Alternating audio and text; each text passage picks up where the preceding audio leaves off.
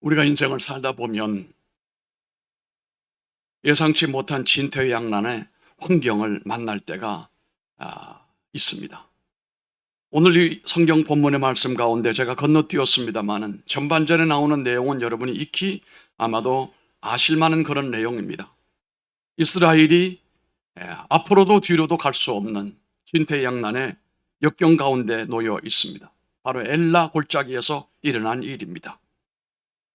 우리 권사님들이 성지답사를 가면 꼭 엘라 골짜기를 가보시길 바랍니다. 이스라엘 성지를 수없이 다녀도 엘라 골짜기를 가보지 않는 사람은 성지를 갔다 왔다고 말하면 안 돼요. 거기서 기도해야 됩니다. 그리고 묵상해 봐야 됩니다. 완전히 이스라엘이 블레셋으로부터 사방으로 앞으로 뒤로 우겨싸임을 당하여 도무지 어찌할 수가 없는 가운데, 문제는 그 사람들은 대체로 안악의 후손들로 거인들이 많았습니다. 지금으로 말하면 블레셋의 이 골리앗 같은 사람은 키가 2m 80 정도 될 정도로 거인이에요. 이런 사람들이 수두룩했던 것입니다. 이들에 의해서 이스라엘은 사방으로 우겨싸임을 당하여 앞으로 뒤로 옆으로도 갈 수 없을 뿐만 아니라, 문제는 그 앞에서 이 골리앗이 소리를 질러댑니다. 누구든지 나와 싸워서 이기면 우리가 너희들의 종이 되고, 우리가 지게 되면 우리가 너희들의 종이 된다. 11절 말씀 앞에서 건너뛰었습니다마는 사울은 온 이스라엘이 블레셋 사람의 이 말을 듣고 놀라 크게 두려워하니라. 이스라엘의 지휘관은 바로 사울 왕이었습니다. 사울 왕도 여러분 키가 큽니다. 보통 사람의 어깨 위에 설 정도로 사울 왕은 키가 크고 건장하고 잘생겼어요. 초대 왕으로 하나님이 그를 세울 때 나중에는 몰라도 그 당시에는 정말 출중한 인물이었습니다. 이 사울 왕이 전면에 서서 그 상황을 지켜보고 있을 때에 할 말이 없고, 한마디로 말하여 두려워 떨고 있었습니다. 그 상황 가운데 누가 나설 사람도 없습니다. 나선다 한들 그들을 이길 수가 없습니다. 내보낼 만한 사람도 없기 때문에 공경에 처해 있습니다. 한편 이런 상황 가운데 다윗의 아버지는 다윗에게 위로 3명의 형제들이 전쟁터에 지금 나가 있는데, 이 사면 초가에 놓여 있는 이 형제들에게 떡을 준비해서, 음식을 준비해서 전해주면서 살았는지 죽었는지 상황을 좀 보고 오라고 이 말째를 그 위험한 전쟁터로 보내게 됩니다. 여러분 알다시피 이 다윗에게는 그 위에 형제들이 없는 게 아니에요. 3사람이 전쟁에 나가 있지만 그 위에 4사람의 형제가 또 있어요. 그들도 집에 있어요. 그런데 그들 가운데 누구를 보낼 것이지? 제일 말째인 작은, 아직은 소년인데 이 다윗을, 말째를 그 위험한 전쟁터로 보내는 거예요. 이해하기가 아마 다윗은 어려웠을 겁니다. 어쩜 전쟁터는 이렇게 위험스럽다는 얘기가 들려오고 사면초가라 놓여져 있다는데, 오죽하면 아버지가 그 아들들이 염려가 되니까 막내를 보내는 거 아니겠습니까? 그렇지만 다윗은 성경 가운데 어느 한 번 아버지의 말씀 가운데 물어보는 것도 없이 씩씩하게 전장터로 심부름을 갑니다. 그렇게 전쟁터로 나아가서 보니 거기 상황이 한마디로 말해서 기가 막힙니다. 사방으로 우겨싸여 있는데 쉽게 말하게 되면 도가내던 쥐예요.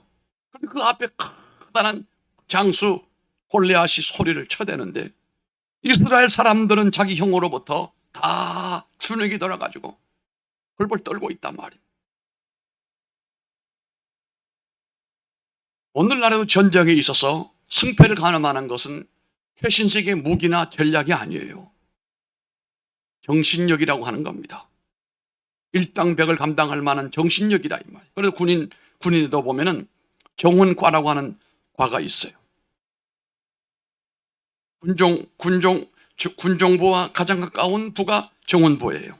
정원부는 영화도 상영해주고 유흥공연도 해주고 우리들의 사기를 돋구어주고 정신 교육을 시켜주는 데지요. 그런데 이 이스라엘의 군대들은 그 정신력이 완전히 땅바닥에 떨어져 버리고 전쟁을 할 만한 의향이 없어요.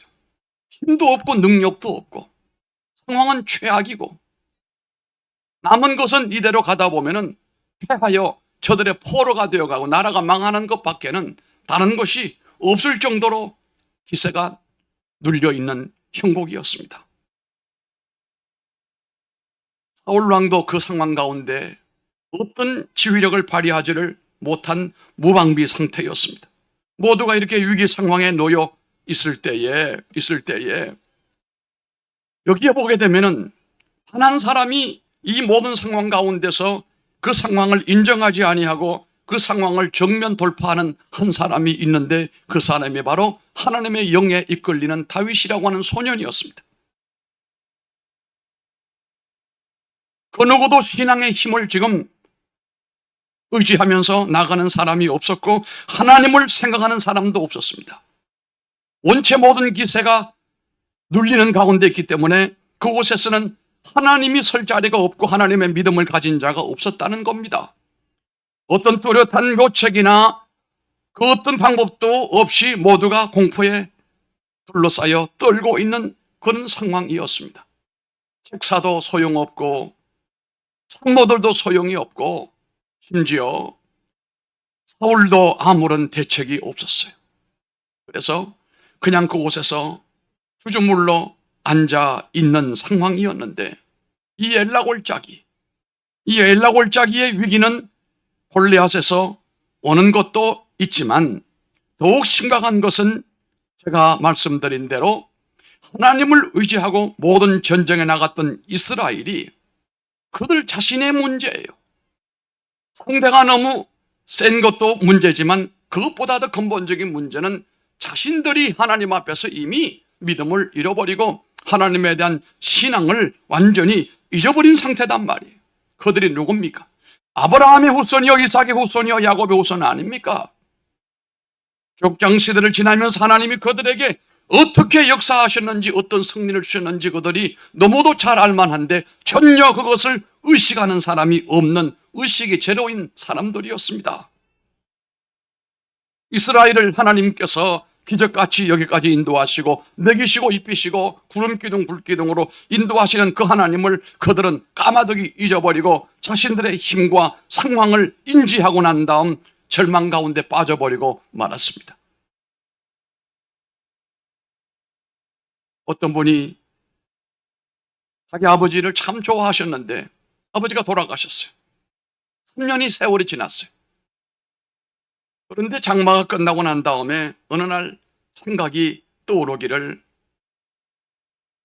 장마가 다 지났는데 아버지는 잘 계시는가 싶어서 무심코 전화를 눌렀어요. 그런데 그 전화번호 받을 일이 없지요. 아버지가 돌아가셨는데.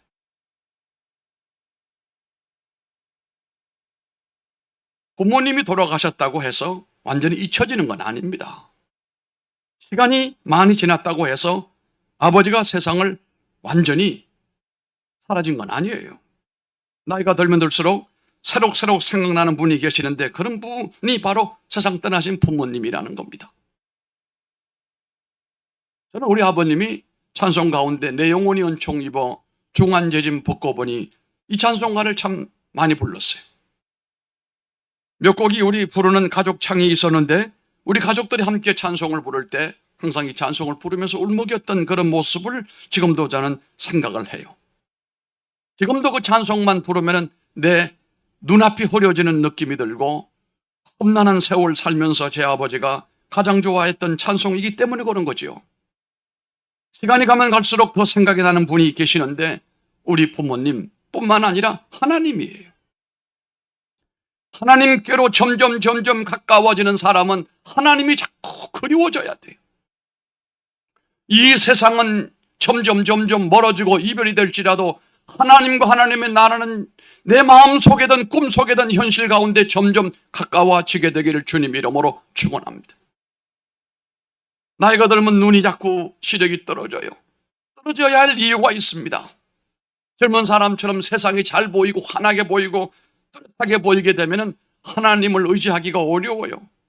세상 눈은 어두워져도 하나님에 대한 시각은 점점 좋아지고 있다는 사실 아닙니까? 귀도 점점 청력이 약해지죠. 그러나 하나님이 내게 말씀하시고 하나님의 말씀은 귀에서 더 쟁쟁하게 새롭게 나를 감동을 주신다는 거예요. 젊은이처럼 모든 삶이 모든 건강이 여의치 못하지만 그러나 염려할 것 없는 것이 하나님이 지금까지 나를 인도하시고 지금도 인도하실 뿐만 아니라 앞으로 책임져 주실 분이기 때문에 나이가 들어도 염려할 거 하나도 없는 거예요. 나이가 들수록 세월이 갈수록 세상은 점점 멀어지고 하나님은 점점 가까워져야 됩니다. 하나님의 큰 사랑을 받고 이날까지 살았는데 하나님의 은혜로 여기까지 이르게 되었는데 그 하나님을 어떻게 잊을 수가 있습니까? 힘들고 어려운 상황이라고 해도 어떻게 잊을 수가 있느냐 이 말씀이에요. 어려우면 어려울수록 더 생각나는 분이 하나님이어야 됩니다. 그 사람은 진정 믿음의 사람입니다. 그런데 어려울 때는 하나님이 기억이 안 나고 사람만 자꾸 붙잡으려고 하고 주변 누구를 도와주지 않을까 의지하면 그 사람 믿음 없는 사람입니다. 그런데 이스라엘의 백성들은 지금 시간이 지나가면서 이 어려운 환경 가운데서 하나님을 잊어버리고 눈앞에 보이는 골리앗만 의식을 하고 있다는 사실입니다. 환경만 의식하고 있다는 사실입니다. 그들을 어떻게 먹이셨는지 어떻게 인도하셨는지 하나님을 잊어버릴 수 있습니까? 다른 민족은 몰라도 이스라엘은 잊을 수가 없습니다. 그러나 이스라엘이라고 하는 이름만 허우대만 멀쩡할 뿐이지 험산 줄령을 넘으면서 막다른 바위 앞에 이르게 되자 그들은 아무런 영향력을 끼치지 못하고 지금 이렇게 서 있습니다. 똑같은 사람이어도 물에 뜨는 사람이 있고 물에 빠지는 사람이 있습니다. 똑같은 물에서도 허우적대는 사람이 있는가 하면 유유히 즐기는 사람이 있습니다. 뭐가 문제입니까? 수영을 할 수 있느냐 없느냐 이겁니다. 수영을 잘하는 사람에게는 물이 놀이터지만 허우적대는 사람에게는 그곳이 죽음의 공포가 깃들어져 있는 곳입니다. 여기서 어떤 명품 수영복을 입었는가가 중요하지 않아요. 허우적거리고 있느냐 여유 있게 수영을 하느냐가 문제입니다. 우리가 어떤 상황에 놓여졌을 때 하나님의 영으로 이끌림을 받으면서 내 믿음을 활용할 수가 있고 하나님을 의지할 수 있으면서 어려움을 타개할 수 있는가, 골리앗을 넘어설 수 있는가, 여기에 여러분 신앙 수준이 달려있다는 사실입니다. 전에 대학 다닐 때 북한산 등반을 많이 했는데 그때 저는 이 북한산 등반을 하다 보면은 인수봉이라고 하는 높은 산이 꼭대기가 있어요. 바위로 되어 있는데 800m 정도가 돼요. 어떤 사람은 그 인수봉 밑에도 오르기가 힘든 사람이 있는가 하면 어떤 일은 로프를 가지고 걸어가지고 그 800m 꼭대기를 쉽게 올라가는 사람들도 있더라고요.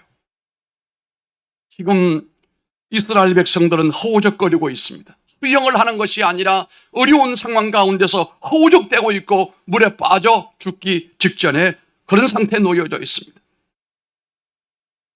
하나님을 잊어버렸고 믿음을 잊어버렸기 때문입니다. 지금 그들에게 가장 필요한 것은 다른 것이 아닙니다. 믿음의 회복입니다. 하나님이 함께 하심을 유지하는 것이 무엇보다도 급선무라고 하는 것입니다. 성도에게 중요한 것이 무엇입니까? 하나님의 영으로 이끌리는 사람이 되어야 됩니다. 그래서 늘 말씀과 기도 가운데 살아야 될 뿐만 아니라 주님의 인도하시는 노존길을 따라가는 사람이 되어야 된다는 말씀이에요.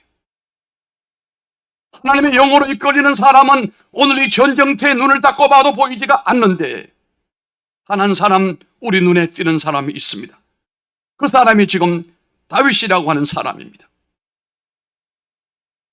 이새의 아들이 8명인데 그 아들 중에 가장 어린 다윗을 일으켜서 전쟁터로 보냈는데 이 아들을 통하여 하나님의 키워드가 작동되는 것을 볼 수가 있는데, 먼저 문제가 될 것이 없는 사람이 있습니다.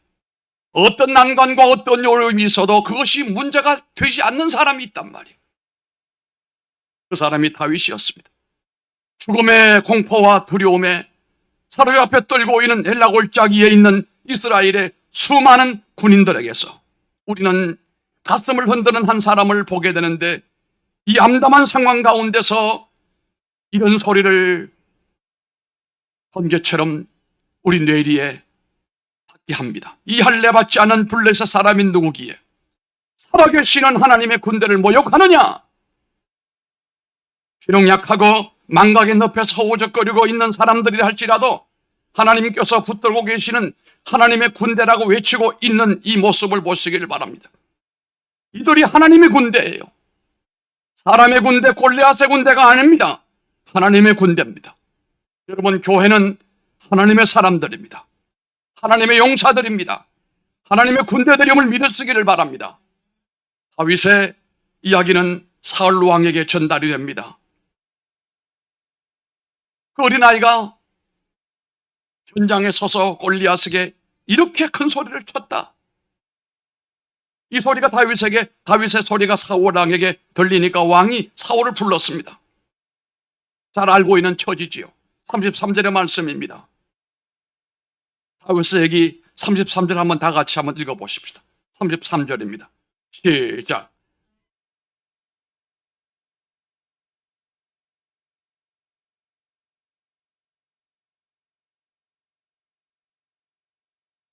아멘.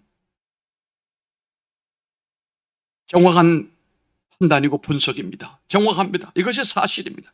그러나 다윗의 대답은 사울의 희미하던 믿음과 정신을 흔들어 놓았고, 그 엘라 골짜기에 서 있던 이스라엘의 군대들의 마음 병들어 있는 신앙에 일종의 경각심을 불러일으키게 했습니다. 왕은 바로 다윗을 알아봅니다. 하나님의 영에 잡힌 사람이다, 이 아이가. 아직은 어리고 아직은 모든 것이 부족해도, 세상적인 힘과 능력은 약해도 이 아이는, 이 사람은 하나님의 영에 잡혀 있는 사람이다. 할렐루야. 고개를 드세요. 고개 드세요. 졸고 있는 사람 고개 들어요. 지금 졸 때가 아니요. 지금 정신 차려요. 정신 차려요. 어린아이지만 이 어린아이가 하나님의 뭐에 잡혔단 말입니까? 영에 잡혔단 말입니다. 따라합시다. 주여, 내가 하나님의 영으로 충만하여 이끌림 받기를 원합니다. 할렐루야. 바로 알아보았습니다. 하나님의 영에 잡힌 사람이다. 이 아이가 하나님의 영에 잡힌 사람이다. 전에 그가 악령에 붙들려 시달릴 때에 이 다윗의 노래소리로, 찬양으로 악기가 떠나게 했던 그 소년이었단 말입니다. 그래서 그에게 그 엄청난 임무를 맡깁니다. 왜요? 하나님의 영에 잡힌 사람이니까. 하나님의 영에 잡힌 사람은 상황이 문제가 될 거 없습니다. 상대의 적이 얼마나 강한지 그게 문제가 될 거 없습니다. 하나님의 영에 잡힌 사람을 통해서 하나님이 역사하시면 능치 못함이 없는 줄로 믿으시면 아멘 하시기 바랍니다. 할렐루야. 여러분이 무슨 스카이 대학을 나왔습니까? 갑부의 아들, 딸들입니까? 건강이 무슨 국가대표 운동선수들의 후손입니까? 이것도 저것도 다 아니잖아요. 뭐가 제대로 된 게 있어요? 그러니까 이렇게 힘들게 사는 거 아니에요. 그런데 내 가슴에 숨겨져 있는 비장의 무기 하나가 있어요. 이게 뭔지 아십니까? 난 하나님의 영에 끌리고 있다. 제가 고려대학 다닐 때 나 그 교수 지금도 자꾸 생각이 나요. 여러분, 대한민국에서 출세하고 살든지 큰 소리 치고 살려면 세 가지가 있어야 돼. 첫째, 이게 좋아요. 이게 뭐, 여기 지갑에 돈이 많이 들어. 둘째, 이게 좋아요. 이 엉덩이, 이게 뭐예요? 백이 뛰어나든지. 세 번째, 돈도 백도 없으면 이거라도 뛰어나야 돼. 머리가 좋아야 돼. 그런데 그때는 나는 참 수긍을 했습니다만 돌이켜보면 한 가지 빠진 것이 있어요. 하나님께 붙들린 사람은 그 세계가 없어도 승리할 수가 있다는 겁니다. 오늘 여러분, 세상은 이 다원주의의 악한 영들에 이끌려 전 세계가 움직이고 있는 것을 여러분 알아야 됩니다. 우리나라뿐이 아닙니다. 전 세계가 이 다원주의에 이르러서 마귀들이 많이 지금 일어나고 있어요. 뭐라고 그랬습니까? 전에는 안 믿어도 예수 하면은 다 아멘 했습니다. 지금은 안 합니다. 다 신이요. 다 신이요. 사람도 신이고 물질도 신이요. 좀 큰 나무도 신이요. 돌도 신이요. 다 신이요. 그렇게 표현을 똑바로 하지 않지만 의식적으로 다 그렇게 믿고 있는 시대를 우리가 살고 있다는 거예요. 인간이 무슨 신이요. 죽으려고 작정을 하는 거 아니에요. 오직 하나님은 유일하신 신임을 우리가 고백을 하고, 내가 천지 만물을 지으시고 통치하시고 심판하실 만군의 주 하나님에게 이끌려서 그 성령의 놀라운 역사에 이끌려 내가 살아간다라고 하는 확신만 있다고 한다면, 여러분, 아무리 큰 원수가 여러분 길을 막아도, 아무런 경쟁자가 있어도 문제될 거 하나도 없어요. 저는 내가 하나님의 영에 이끌리고 있는 사람인가, 이겁니다. 이상한 공부 많이 해봐야 소용없어요. 돈 많이 끌어안고 있어도 소용없어요. 어떤 사람이 그렇답니다. 친구 장로님 보고 자기는 많지 않아도 주를 위해 힘쓰고 교회를 위해 힘쓰고 선교에 힘쓰고 세상 떠날 때 남기지 않고 딱 정리해가지고 남겨놓고 하는데, 옆에 있는 그 형님 뻘 드는 장로님은 엄청나게 수백억을 가지고 있고 빌딩도 몇 개 있고, 그런데 움켜쥐고 이게, 형님 정신 똑바로 차리시오. 그 누구 주려고 그래? 그랬더니, 나 말이야 죽을 때 예수님께 기도해가지고 황금 마차 하나 끌어내려가지고 마차에 싣고 천국 갈 거야. 형님 정신 차려. 형님 영혼도 천국 가기 어려운데 무슨 마차 끌고 가게 생겼어? 내가 그 장로님, 야, 오랜만에 만나는 진짜 장로님이다. 끌고 모아놓으면 누구 거가 됩니까? 내 죽으면 내 명이 다 끝납니다. 내 이름은 다 없어져요. 누구 손에 갈지 누가 알아요? 내 손에 있을 때만 내 것이고 내가 쓸 수 있는 것만 내 것이고. 할렐루야. 그렇게 되기를 바랍니다. 내가 하나님의 영에 끌리는 사람인가? 세상의 풍조와 세상의 악령에 끌리는 사람이 너무너무 많은데, 나는 하나님의 영으로 끌리고 있는 사람이라고 하는 확신만 주어진다고 한다면, 저 골리앗의 갑옷을 아무리, 그리고 칼이 아무리 중무장을 한다 해도 이런 것 아무것도 소용없어요. 사업하는 사람이나 기업하는 사람들 얘기 있잖아요. 튼튼한 인맥을 구축을 하고 좋은 거래처 바이어를 잘 만나고 자금줄이 넉넉하게 되면 반드시 사업은 성공한다. 맞아요. 오늘 이 다윗은 왕의 갑옷을 입어보고 왕의 칼을 들고 서보지만은 이것은 하나님의 영에 이끌린 사람에게는 필요하지 않았습니다. 도리어 그것이 불편했습니다. 그래서 다윗은 그것을 거절하고 내려놓았습니다. 벗었습니다. 그런 오히려 그가 양을 칠 때 들었던 막대기를 찾았고 시냇가 내려가서 작은 돌멩이 물맷돌 5개를 골라 담았습니다. 물맷돌을 줍는 모습을 풍부한 상상력으로 글을 썼던 유진 피터슨 박사는 이렇게 말했습니다. 긴 창과 번뜩이는 칼이 숲을 이루는 곳에서, 그 피아간의 군 용사들이 칼을 들고 창을 들고 번쩍이는 가운데서 어린 다윗은 시냇가에서 무릎을 꿇었다. 돌을 고르기 위해서 무릎을 꿇은 다윗은 그 시간 돌만 골랐던 것이 아니고 조용히 하나님 앞에 기도하며 물맷돌을 찾았다고 했어요. 위기의 순간에도 무릎을 꿇을 수 있는 사람, 다윗이었습니다. 이것이 진정한 크리스천의 모습이 아닙니까? 무릎을 꿇는 사람은 무방비 상태가 되지만 하나님이 그를 지켜주시고 인도해 주십니다. 당장 골리앗이 조롱하잖아요. 뭐라고 그랬습니까? 43절입니다. 43절 다 같이 읽어보겠습니다. 43절 블레셋 사람이 시작. 블레셋 사람이 다윗에게 이르되 내가 나를 개로 여기고 막대기를 가지고 내게 나왔느냐 하고 그의 신들의 이름으로 다윗을 저주하고. 아멘. 물맷돌을 주스면서 기도하는 이 다윗을 향하여 43절에 이 골리앗이 이렇게 조롱을 했다는 겁니다. 온갖 잡신들의 이름으로 퍼붓는 조롱과 욕설 소리가 마치 박격포 소리처럼 들려왔습니다. 그러나 하나님께 사로잡힌 사람에게는 이 모든 것이 귀에 들리지 않았습니다. 거인 같은 골리앗이 별 문제가 아니었습니다. 자기는 도무지 게임도 할 수 없는 존재이지만 다윗에게는 믿음이 있었고 하나님의 영으로 이끌린다는 확신이 있었습니다. 내가 믿는 사람은, 내가 믿는 하나님은 더 위대하신 분이기 때문에 너희들이 해봐도 그건 다 헛소리다. 그런 믿음으로 나갈 때에 골리앗은 다윗 앞에서 대수롭지 않는 존재일 수밖에 없었어요. 모두가 떨고 있었지만 하나님을 신뢰하는 믿음으로 나가는 다윗에게는 아무것도 아니었습니다.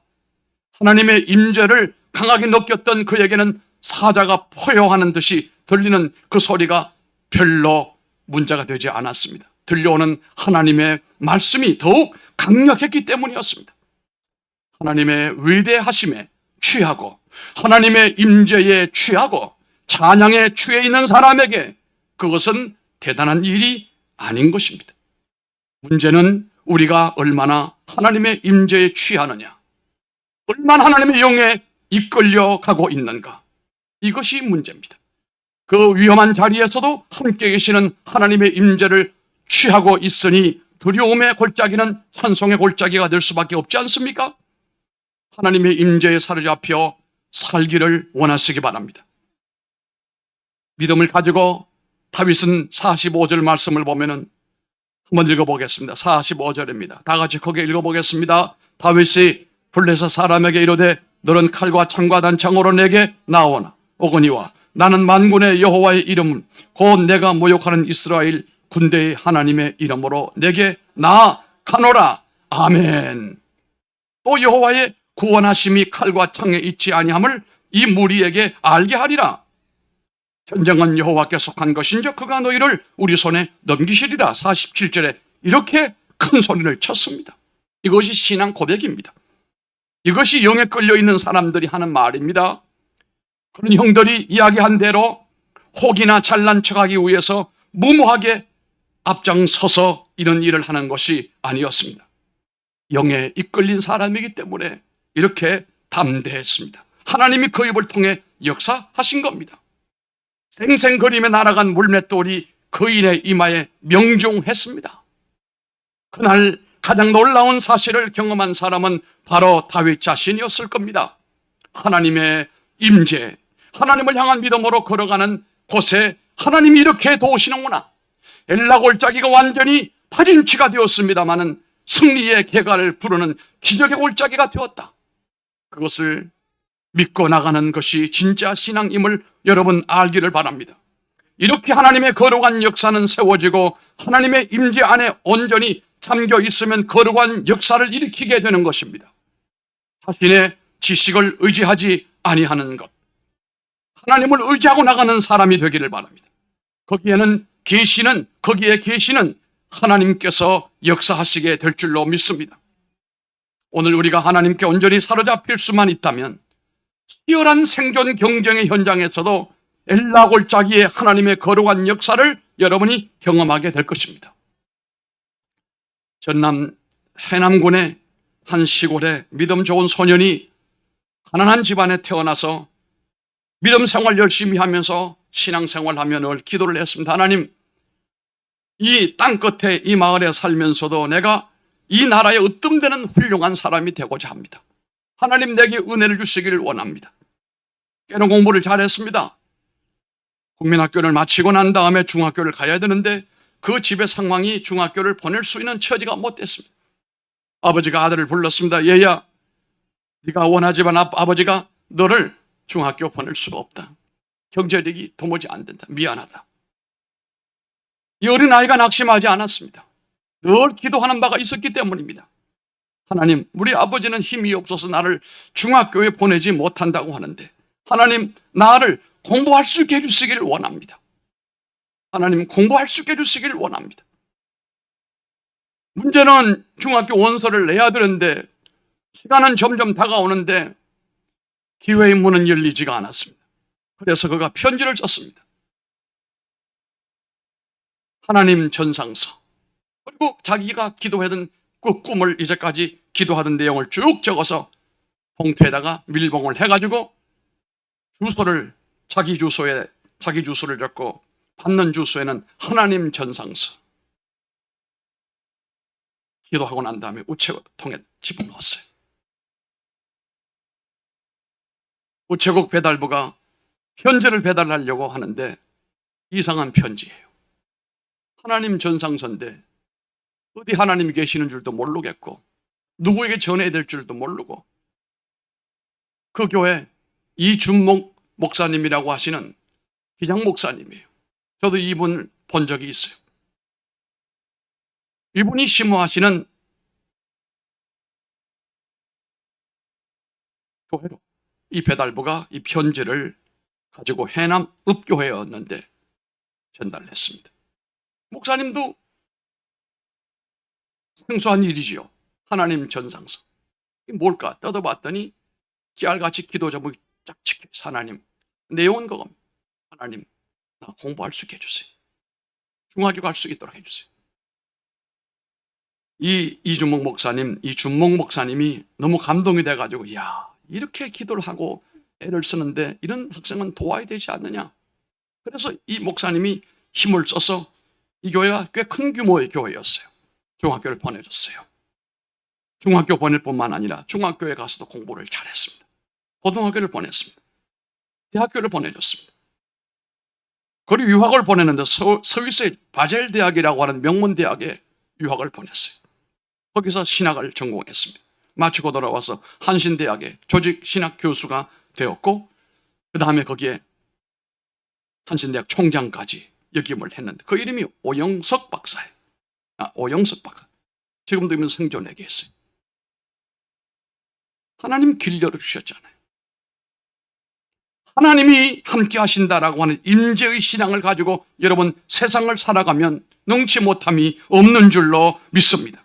어떤 장벽도 엄청난 난관도 뛰어넘을 수 있는 사람이 될 줄로 믿습니다. 조그마한 난관도 뛰어넘지 못하고 낙심하고 엎어지는 사람 되지 말기를 바랍니다. 메뚜기 신앙이에요.